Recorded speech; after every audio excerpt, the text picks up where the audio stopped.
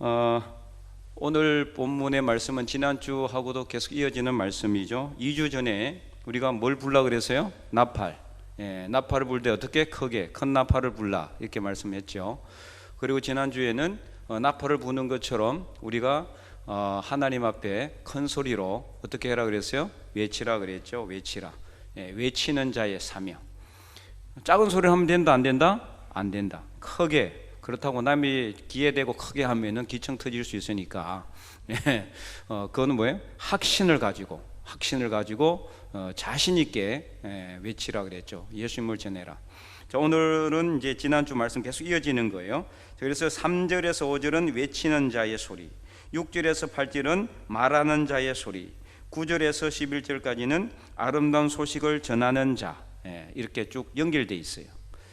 그래서 오늘 우리가 읽은 것처럼 이제 이 외치는 자가 무엇이라고 외쳐야 되느냐. 도대체 6절 말하는 자의 소리여 이르되 외치라. 대답하되 내가 무엇이라 외치리까 하니 이르되 모든 육체는 풀이요 그의 모든 아름다움은 들의 꽃과 같으니. 자, 여기까지는 좋아요, 그죠? 꽃이 들꽃도 보면은 이름 없는 들꽃도 보면 참 이쁘거든요. 근데 오래 못 가요. 시간 지나면은 꽃이 지죠. 풀도 마르고 나중에 흔적도 없이 사라집니다. 그래서 7절 말씀에 풀은 마르고 꽃이 시듬은 여호와의 기운이 그 위에 불미라. 그래서 이 백성은 실로 뭐다? 풀이다. 이걸 외치라는 거예요. 이걸 외치라는 거죠. 이것을 전해주라는 겁니다. 하지만 마지막 또 전해야 될 게 있어요. 8절 말씀, 8절은 우리 다 함께 큰 목소리로 읽어보도록 하겠습니다. 풀은 마르고 꽃은 시드나 우리 하나님의 말씀은 영원히 서리라 하라. 아멘. 풀은 마르고 꽃이 시들지만 하나님의 말씀은 어떻다? 영원하다. 하늘의 말씀은 영원하다는 것을 우리가 전해야 된다. 자, 풀이 마르고 꽃이 시들어 가는 것처럼 우리 인생도 그렇습니다. 나이가 들고 시간이 가면은 점점 어떻습니까? 육신이 이 후패지기 때문에 병도 오고 또 연약해지기 때문에 잘 낫지도 않아요. 뭐 이렇게 하나의 질병 걸리게 되면은 금방 뭐 젊었을 때는 약 안 먹어도 막 이렇게 낫고 그랬는데 이제 나이가 들면은 면역력이 약해지니까 약을 먹어도 빨리 낫지도 않는 그런 일들이 있어요. 그래서 정말 이 세상의 삶이 너무나 허무한 것처럼, 꽃이 시들고 풀이 마르는 것처럼 너무나 허무한 것처럼 그렇게 느껴지는 때가 참으로 많다라는 거죠. 인생 무상이라는 말이 있죠. 이 삶이 너무나 헛되다, 의미가 없다, 그런 뜻이에요. 한자인데. 그래서 이 전도서를 보면은 솔로몬이 그것을 정확하게 표현하고 있죠. 전도서 1장 2절 이후에 헛되니 모든 것이 헛되다, 이렇게 이야기를 하죠. 그래서 전도서를 보면은 정말 이 세상의 삶이 얼마나 헛된가를 갖다가 그는 철저하게 노래하고 있다. 전도서 이제 1장부터 이제 보면은 솔로몬이 이것을 정확하게 표현하고 있어요. 전도서 1장을 한번 펴볼까요? 잠언 다음에 전도서입니다. 2절에 전도자가 이르되, 이 전도자는 이제 누굽니까? 솔로몬입니다. 전도자가 이르되 헛되고 헛되며 헛되고 헛되니 모든 것이 헛되다라고 하고 3절에 이렇게 말하고 있어요. 3절 찾아서 읽어봅니다. 해 아래서 수고하는 모든 수고가 사람에게 무엇이 유익한가? 유익하지 않다, 헛되다는 것을 이 인생 무상이에요. 한마디로 말하면 인생 무상. 그래서 뭐 쭉 나오는데 어쨌든 간에 이 해 아래서 하는 모든 것이 너무나 헛되다는 거죠. 그래서 14절에도 이렇게 기록하고 있어요. 내가 해 아래서 행하는 모든 일을 보았노라. 보라, 모두 다 헛되어 바람을 잡으려는 것 같다. 바람 잡을 수 있습니까? 바람 못 잡죠. 바람을 잡은다 한들 그냥 지나가 버리고 말죠. 헛된 것을 우리가 찾고 있다라고 말하고 있는 거예요.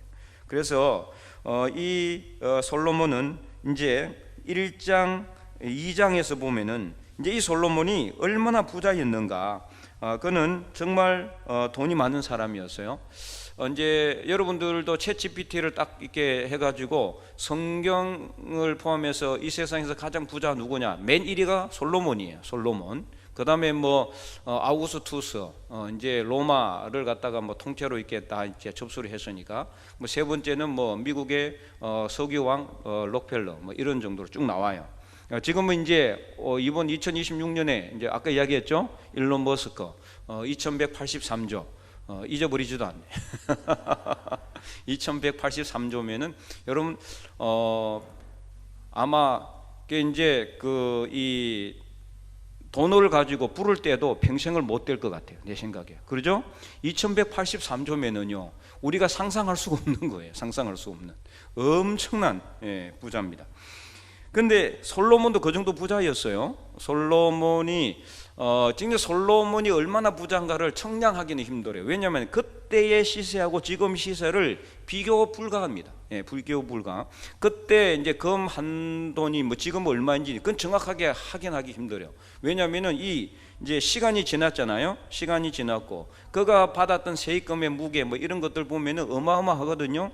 그는 거래사 일반 거래에서 밥을 안 먹었어요. 어디에다가? 금그릇에다가. 금그릇, 금수저를 가지고. 금수저가 어디서 나온지 모르지만 어쨌든 이 솔로몬이 하나님이 주신 지혜로 어마어마한 부를 누렸는데 근데 그가 부를 다 누리고 본 결과가 뭐냐? 헛되다는 거예요. 그래서 2장에 보면 이렇게 나와요. 2장 3절에 내가 마음으로 깊이 생각하기를 내가 어떻게 하여야 내 마음을 지혜로 다스리면서 술로 내 육신을 즐겁게 할까? 또 내가 어떻게 하여야 천하의 인생들이 그들의 인생을 살아가는 동안 어떤 것이 선한 일인지를 알아볼 때까지 내 어리석은 것을 꼭 붙잡아 둘까 하여. 이게 정말 비유적으로 말한 거예요. 비유적으로. 그래서 너무 이게 부자가 되다 보니까 다 해보고 싶은 거예요. 4절에 나의 사업을 크게 했다. 나를 위하여 집들을 짓고 집 한두 채가 아닙니다. 그는 궁궐을 많이 지었어요. 그 궁궐도 다 뭐로 지었습니까? 백향목. 백향목은 요즘은 비싸서 돈으로 사기도 힘들어요. 기해가지고. 그만큼 그는 돈이 많았고 그래서 포도원을 일구고 여러 동산 가원을 만들고 그 가운데 각종 과목을 심고 6절에 나를 위하여 수목을 기르는 살림에 물을 주기 위해 못들을 팠고 7절에 남녀노비들을 사기도 했고 나를 위하여 집에서 종들을 낳기도 했고 나보다 먼저 예루살렘에 있던 모든 자들보다 내가 소와 양떼의 소유를 더 많이 가졌고 8절에 은금과 왕들이 소유한 보배와 여러 지방의 보배를 나를 위하여 쌓고 또 노래하는 남녀들과 인생들이 기뻐하는 첩첩들을 많이 두었노라. 첩첩은 열왕기상 11장에 보면은 솔로몬의 아내가 몇 명이요? 이번에 여러분 말씀드렸는데 이런 거는 잘 안 기억하시네요. 1000명입니다. 1000명. 1000명. 자, 후궁이 몇 명이었다? 700명. 첩이 몇 명이었다? 300명. 성경에 나와 있는 내용이에요. 열왕기상 11장에 읽어보세요. 나와요. 이 정도로 그는 누릴 수 있는 건 다 누렸어요. 누릴 수 있는 건 다 누렸어요. 의자왕이 삼천궁녀했던 그 거짓말이라 그랬죠. 역사학자들이 다 이야기합니다. 그건 있을 수 없는 그 일이에요. 그 백제 그 조그만 나라에서 그렇게 많은 후궁들을 궁녀를 이렇게 할 수가 없대요. 그거는 너무 가장된 거고 뭐 기껏 많아봤자 300명 정도 될까 말까. 그럼 뭐 그럴 수 이제 그렇게 역사학자들이 이야기를 하는데 솔로몬은 실제 성경은 거짓말이 아니잖아요.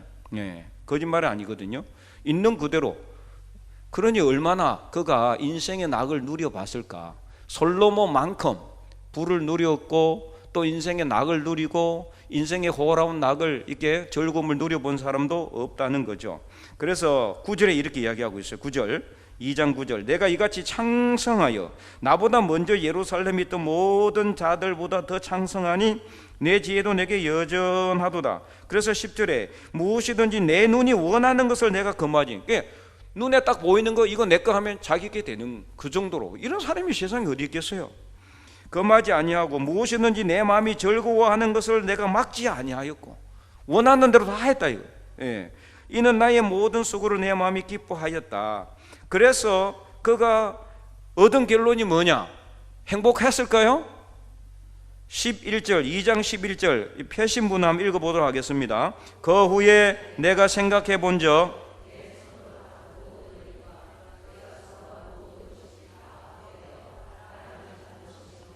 해 아래서 무익한 것이로다. 이 결론이에요.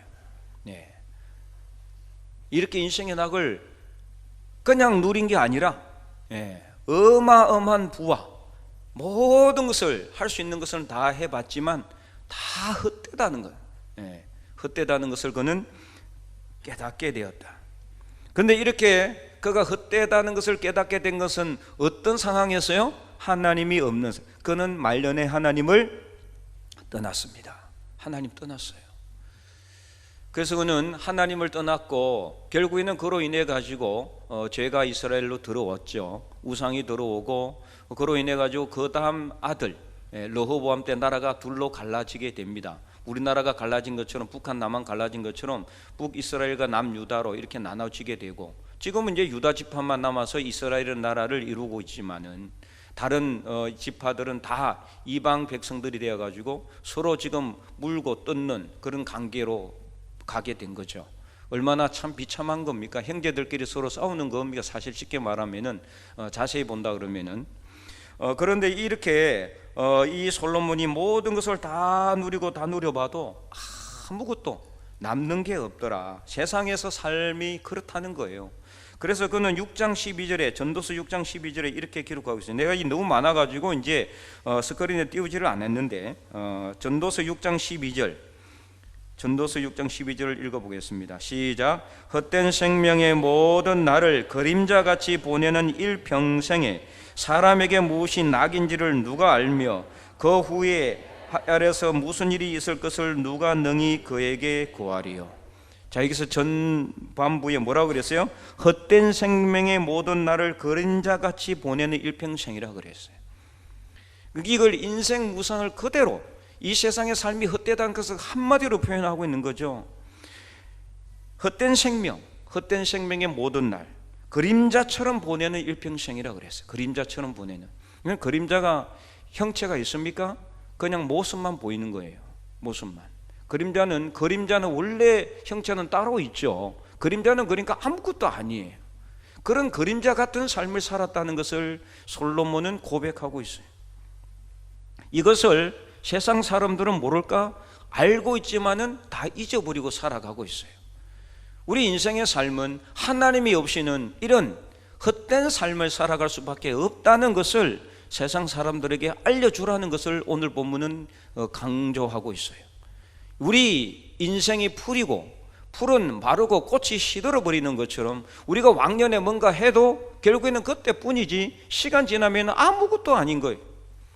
아무리 내가 왕년에 뭔가 어떤 이 한 주먹 휘둘렀다고 해도요, 시간 지나면은 아무것도 아닌 거죠.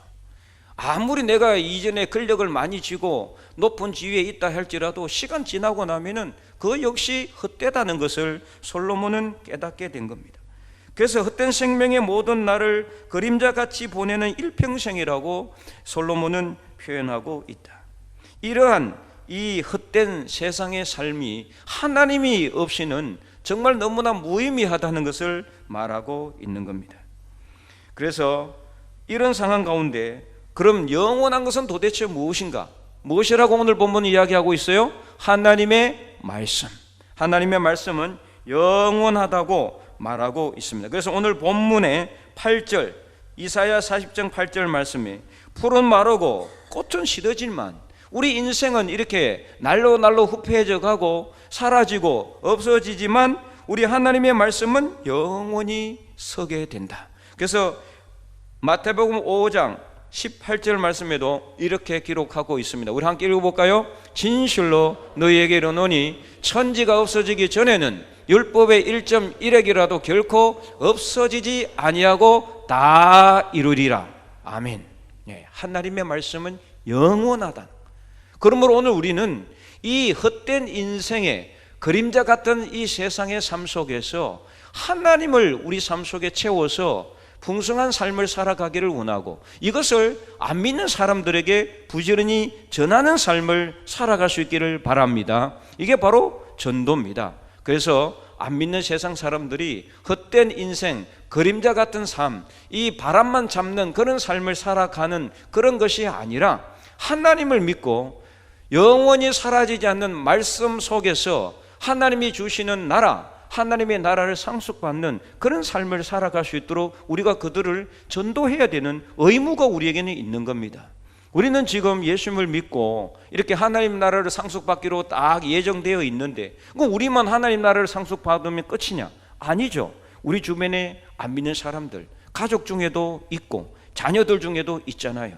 그들을 우리가 복음으로 이끌고, 그래서 헛된 인생의 모든 날을 그림자같이 살아가지 말고 하나님을 믿어서 의미 있는 삶, 진정한 목표를 가지고 사는 삶, 그래서 진짜 하나님 나라를 예비받는 그런 삶으로 살아갈 수 있도록 우리가 부지런히 복음을 전할 책임이 오늘 저와 여러분에게 있는 줄로 믿으시기 바랍니다. 그래서 가만히 있으면 안 되는 거예요. 이제는 6개월 지나고 이제 마지막 6개월 남았어요. 이제부터는 행동을 해야 될 때입니다. 액션을 취해야 돼요. 지금까지 계속 기도만 하고 올해 끝날 때까지 기도만 하고 끝날 거예요? 물론 기도가 가장 중요하지만 기도하고 어떻게 해야 된다? 이제 전해야 되고 초대해야 돼요. 교회로 오도록 초청을 하고 직접 말해야 돼요. 언제까지 말하지 않고 하나님께 기도하면 하나님께서 보내주시겠지, 이렇게 아니란 생각을 가지고 있으면 안 돼. 예수님께서 기도를 가르쳐 주시는데 어떻게 하라 그랬어요? 마지막에 문을 두드리라 그랬어요. 문을 두드리라. 두드리는 자에게 열린다 그랬습니다. 그래서 우리가 문을 두드리는 데까지 나가야 돼요. 그래서 간절하게 기도하고 성령의 충만함으로 그 사람을 위해서 기도할 뿐만 아니라 이제는 직접 문을 두드리는 그런 전도, 그런 액션, 그런 것을 우리가 필요하다. 그래서 안 믿는 사람들에게 우리가 외치는 자의 소명, 사명을 다하고 어떻게 외쳐야 됩니까? 푸른 마르고 꽃은 시들지만 하나님의 말씀은 영원하니 이 헛된 인생의 모든 날을 그림자처럼 다니지 말고 인생 무상의 삶을 살지 말고 하나님을 믿고 믿음의 삶을 살라고 이렇게 그들에게 전해야 됩니다. 이게 우리의 소명이다. 그래서 오늘 우리가 이 말씀을 우리만 듣고 우리만 은혜 받고 끝나는 것이 아니라 하나님의 말씀을 이제는 세상 사람들에게 확실하게 확신을 가지고 자신 있게 큰 소리로 나팔을 불듯이 그렇게 전할 수 있기를 바랍니다. 그래서 이제는 교회로 나올 수 있도록 이제는 길을 열어가는 그런 자세로 가야 됩니다. 하나님께서 저와 여러분을 통해서 이루실 새로운 일을 소망합니다. 그 일은 이미 시작이 되었습니다. 그래서 이제는 소망 가지고 나가시기 바랍니다. 우리가 기도하고 확신 가지고 기도하면은 나가면은 분명히 하나님께서 우리가 전도하고자 하는 사람의 마음의 문을 활짝 열어주실 줄 믿습니다. 그래서 그들이 교회로 나와서 말씀을 듣고 그래서 그들의 삶이 변화되고 예수님을 구주로 영접하는 놀라운 구원의 역사가 오늘 저와 여러분을 통해서 일어날 수 있기를 주님의 이름으로 간절히 축원드립니다.